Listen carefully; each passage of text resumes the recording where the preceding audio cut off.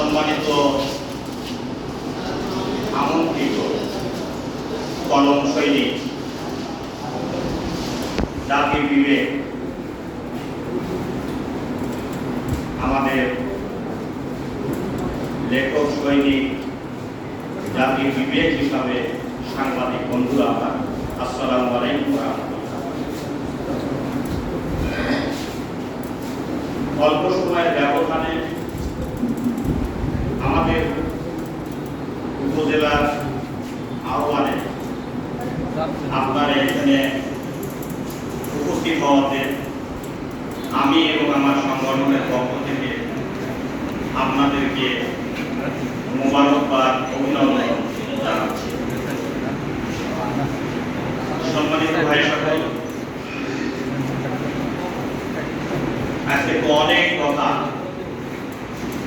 16টি বছর আপনাদের সাথে খোলামেলা এই আন্তরিকতাপূর্ণ পরিবেশে জামাত ইসলামীর পক্ষ থেকে কথা বলার আমাদের সুযোগ ছিল না। আপনাদের অনেকের আন্তরিকতা থাকা সত্ত্বেও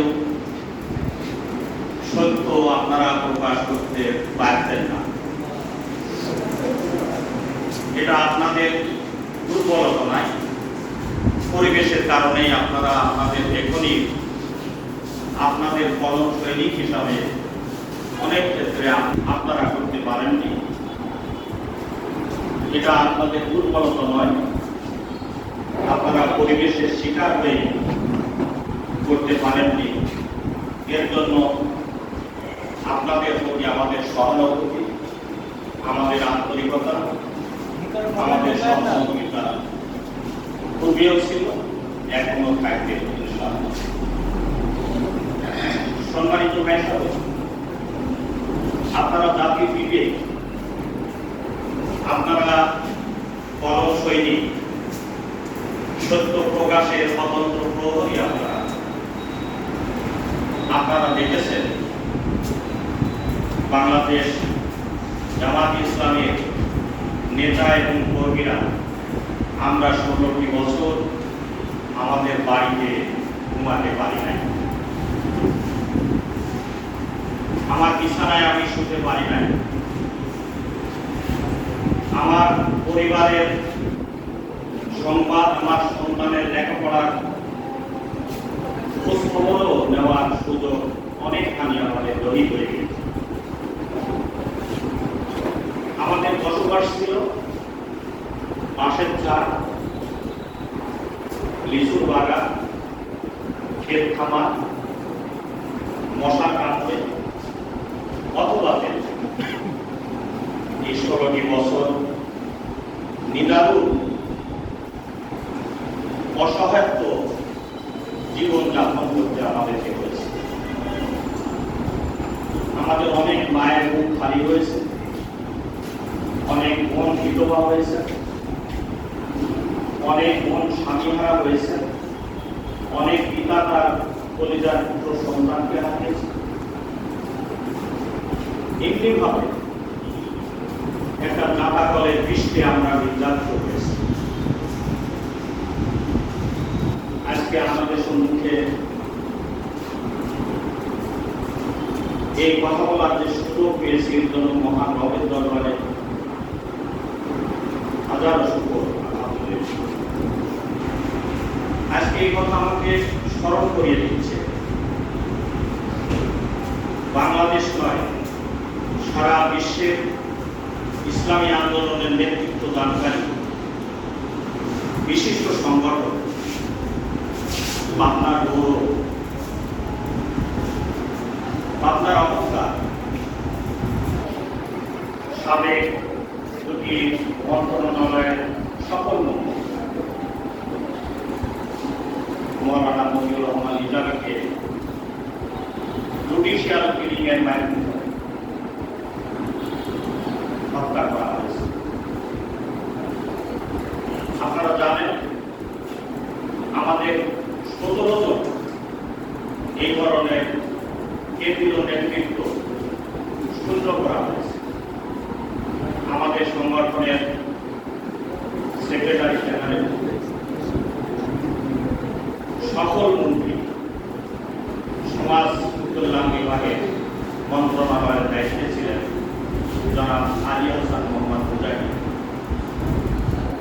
তাকেও জুডিশিয়াল কিলিংয়ের মাধ্যমে হত্যা করা হয়েছে। বিশ্বনন্দিত ইসলামী চিন্তাবিদ স্কলার মুফাসসিরে কোরআনের পাখি হিসাবে খ্যাত গত বছর 14 আগস্ট ষড়যন্ত্রের মাধ্যমে তাকে হত্যা করা হয়েছে। তৌহিদি জনতা হৃদয়ের স্পন্দন আল্লামা দেলোয়ার হোসেন সাহেব। এমনিভাবে আমাদের সন্তানরা গুম হয়ে গেছে, অনেকের হদিস আমরা এখনো পাইনি। আপনারা জানেন গুম হওয়া দুইজন অন্যতম ব্যক্তিত্ব অধ্যাপক গোলাম আজম সাহেবের গর্বিত সন্তান brigadier Azmi, brigadier general Azmi 2 বছর পরেই তিনি নিয়ম মাফিক বাংলাদেশের প্রধান সেনাপতির দায়িত্বে অলঙ্কৃত হয়েছে। তাকে খুন করা হয়েছে। 6 তারিখে তাকে আয়নাঘরে পাওয়া গিয়েছে এবং তিনি এখন তার পরিবার নিয়ে চিকিৎসাধীন অবস্থায় আছে। আমরা আর একজন ব্যক্তিকে হারিয়েছি, যিনি বাংলাদেশের অর্থনৈতিক দিকপাল, বাংলাদেশের দুঃখী জনতাকে একটু আলোর মুখ দেখাচ্ছে। তিনি বাংলাদেশের এই অঙ্গনে ইসলামী ব্যাংক প্রতিষ্ঠা করছিলেন, জনাব মীর কাসেম। তাকেও জুডিশিয়াল কিলিংয়ের মাধ্যমে হত্যা করা হয়েছে। যার অবদান এখনো বাংলাদেশ ভোগ করছে, যার অবদান এখনো স্বীকার করতে বাধ্য। আমরা চট্টগ্রামের সেই প্রান্তে যেখানে মানুষ চিকিৎসা নিবে এই ধরনের অনুভূতি ছিল না মায়ের মুখে, সেখানে তিনি হাসপাতাল নির্মাণ করেছিলেন, তিনি ইবনে সিনা নির্মাণ করেছিলেন, চিকিৎসা ক্ষেত্রে অবদান রেখেছেন বাংলাদেশে। যিনি আমাদেরকে আমাদের এই ভূখণ্ডের শেষ প্রান্ত, ওটা সেন্ট মার্টিনে যাওয়ার ব্যাপারে জনগণকে ইয়ারা জিন্দাবাদ প্রতিষ্ঠা করে তিনি জনগণকে সেখানে যাতায়াতের সুযোগ সৃষ্টি করেছিলেন। যারা মীর কাসেম, তাকেও জুডিশিয়াল কিলিংয়ের মাধ্যমে হত্যা করা হয়েছে। আমি সর্বশেষ এই অত্যাচারের শিকারে যারা জীবন দিলেন, 15.5 বছরের অত্যাচারে নির্যাতিত হলেন, কোটা বিরোধী আন্দোলন করে তুললেন। কোটা বিরোধী আন্দোলনে তিনি সারা দুনিয়াকে উদাহরণ হিসাবে পেশ করলেন। রংপুরের আমাদের সন্তান আল সাইদ, তার এই আত্মাহুতি দেখে সারা দেশ গর্জে উঠল।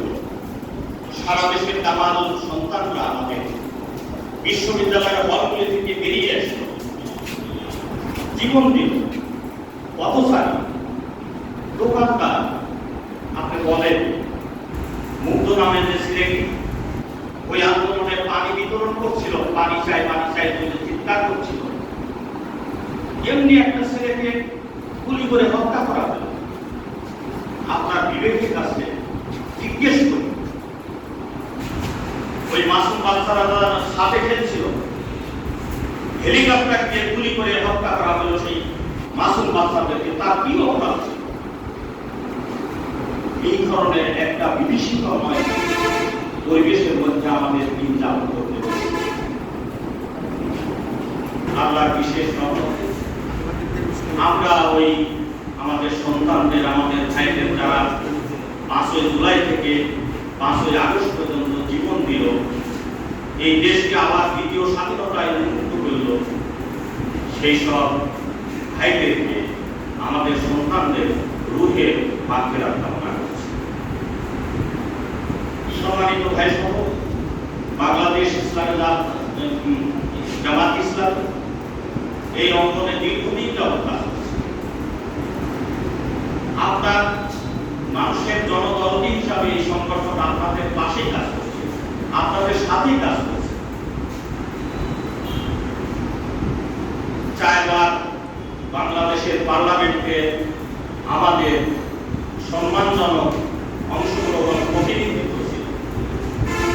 জামাত ইসলামের জাতীয় সংসদের সদস্যরা বিশেষ ভূমিকা পালন করছেন, এটা স্বর্ণ অক্ষরে লেখা রয়েছে। আপনার মৌলানা মতিউর রহমান নিজামী, জনাব এলওয়ার হোসেন সাইদি সহ আমাদের যারা সংসদ সদস্য ছিলেন, সংসদীয় নেতারা ছিলেন, তারা দেশের জন্য কাজ করেছেন, জাতির জন্য কাজ করেছেন, অসহায় মানুষের জন্য কাজ করেছেন। সহজ সরলভাবে মানুষের এই আমাদের সংগঠনের বিষয়গুলি মেহরবানি গড়ে উঠছে। জামাত ইসলামী এই দেশে নিয়মতান্ত্রিক এবং গণতান্ত্রিক পন্থায় কাজ করছে। মানুষের কাছে ইসলামের শাসন বাণী, ইসলামের সার্বজনীন বাণী আমরা তুলে ধরছি। এটা যাদের পছন্দ হচ্ছে, যারা ভালো লাগছে, তারাই জামাত ইসলামীতে অংশগ্রহণ করছে। আমাদের এই 16 বছরের কাজ পেটে ছিল না, এখন কোনো দিনই একটা দিনের জন্য আমরা আমাদের কাজকে বন্ধ রাখি না। আমাদের এত কিছু হয়েছে, আমাদের নেতৃত্ব শূন্য করার প্রচেষ্টা চালানো হয়েছে। এর মধ্যেও আমরা আমাদের মুখে ব্যথা নিয়ে, আমাদের অন্তরের জ্বালা নিয়ে, তাও আমরা মানুষের সাথে সাবলীলভাবে এই অঙ্গনে আমরা কাজ করছি। আমরা একটা উদাহরণ কেউ দিতে পারবে না জামাত ইসলামের পক্ষ থেকে কাউকে সর্বপ্রথম আঘাত করা হয়েছে, কোন বোমা বিস্ফোরণ করা হয়েছে, কোন অন্যায় ভাবে কাউকে আঘাত করা হয়েছে।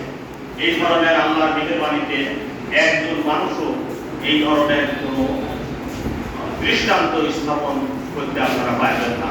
এটা আমরা আমাদের মনোবল দিয়ে এই কথা প্রকাশ করতে চাই। সম্মানিত ভাই সকল, আপনারা ইদানিং দেখছেন যে জামাত ইসলামী সামাজিক কাজের মাধ্যমে আল্লাহর মেহেরবানিতে বিভিন্ন জায়গায় বিভিন্ন সময় অতীতেও আমরা এই কাজ করেছি। আমরা যখন সিডর হয়েছে, আমাদের আমির জামাত নিজামী সাহেব সিডরের কাছে আপনার পৌঁছে গিয়েছেন, দিন রাত সেখানে কাজ করেছেন, সাধারণ মানুষকে সেখানে, বুভুক্ষ মানুষকে, অন্যহারা মানুষকে আপনার তার পাশে দাঁড়িয়েছেন, আমাদের জনশক্তি সেখানে গিয়েছে। আপনারা ইদানিংও দেখছেন, গত 2 বছর আগে বন্যার সময় সিলেটে আমাদের বর্তমান আমির জামাত ডাক্তার শফিকুর রহমান সাহেব পানির মধ্যে নেমে মানুষকে তার কাছে গিয়ে একেবারে সহযোগিতা করার জন্য চেষ্টা করছেন। তিনি কিন্তু এই কথা বলছেন যে এবারে তিনি বলছেন যে আমরা আপনাদেরকে সাহায্য দিতে আসি, আমরা আমার ভাইয়ের খোঁজ নিতে এসেছি। আমার ভাইয়ের বাড়িতে যখন আসছি তখন আমার ভাই হিসাবে এইটা কোনো সাহায্য নয়, এটা আমাদের উপহার হিসাবে আপনাদের কাছে পেশ করছি, এবং উপহার হিসাবে এটা মেহেরবানি করে আপনারা গ্রহণ করলে আমরা কৃতার্থ হব। এই যে আমাদের সেন্টিমেন্টটা, এটা আমরা বলতে চাই এই ঈদুল আজহার সময় আমরা পাবনা জেলাতে আপনার অসহায় দরিদ্র মানুষের পাশে দাঁড়িয়েছি। আপনার মহিলাদের 42টা সেলাই মেশিন আমি জেলা আমির হিসাবে সকল জেলার সকল প্রান্ত থেকে বেছে বেছে অসহায় মানুষদেরকে, মহিলাদের মধ্যে সেলাই মেশিন আমরা বিতরণ করছি। আমরা এখানেই আপনার 10টা ইঞ্জিন চালিত ভ্যান বিতরণ করছি, সেখানে প্রায় 10 লক্ষ টাকার মতো ব্যয় হয়েছে। তবু আমরা এগুলি মানুষের পাশে দাঁড়ানোর জন্য আমরা সবসময় সচেষ্ট ছিলাম, এখনো আছি। আপনারা জানেন এই ঈশ্বরটিতে আপনার বজ্রপাতে 14টা গরু মারা গেল, বাড়িতে উপস্থিত হয়েছি এবং আল্লাহর মেহেরবানিতে আপনাদের দোয়ায় সেখানে তাদেরকে সহযোগিতা করছি। তার 2 সপ্তাহ পরে কামালপুরে আপনার 10টা বাড়ি পুড়ে গেল। সকালে ফজরের নামাজের সময় এই সংবাদ পাওয়ার পরে আমি তখনই সেখানে চলে গিয়েছি এবং আমি গিয়ে দেখছি তখন আগুন মানে বলছে। এই অবস্থার মধ্যে আমাদের লক্ষ্মীকোটা ইউনিয়নের সংগঠনের পক্ষ থেকে তখনই আপনার শিশুটি পাকায় সকল ওই ভাই বোনদের মধ্যে বিলিবন্ধন করছে। আমি সাধ্য মতন যে কয়েকটা টাকা ছিল তাদের কাছে নিয়ে আসলাম। এমনি ভাবে যেখানে ঘর পড়ে গেছে, যেখানে বাড়ি পড়ে গেছে, যেখানে অসহায় দুস্থ মানুষ চিকিৎসা দিতে পারছে না, আল্লাহর মেহেরবানিতে আমরা তাদের পাশে দাঁড়াই। এইভাবে আমরা কাজ করে যাচ্ছি।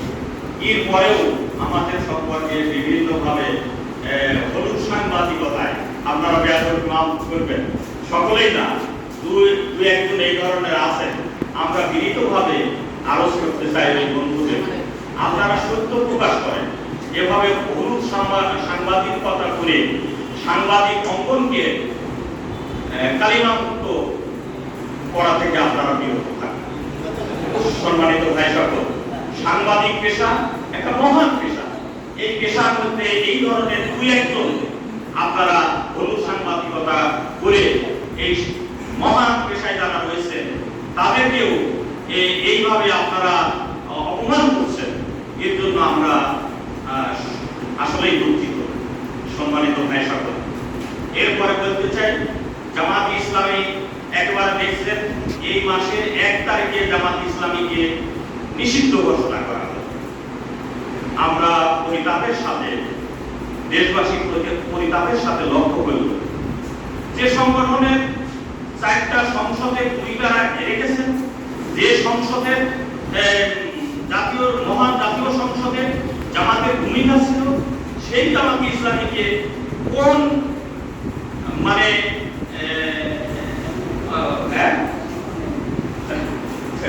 কিভাবে যে এই কাজটি করলেন আমাদের মাথায় আসে না। যাই হোক, তারপরে বর্তমান অন্তর্বর্তীকালীন সরকার গতকালকে সেই আদেশটা গেজেট আকারে প্রকাশ করছে এবং ওই আগের আদেশকে প্রত্যাহার করে নাই। একবারে ওইটা অবৈধ ছিল, এই জন্য ওইটা বাতিল হিসাবে ঘোষণা করা হয়েছে। আমরা আশা করছি যে আমাদের নিবন্ধন শেষ পর্যায়ে অ্যাপিলেট ডিভিশনে রয়েছে।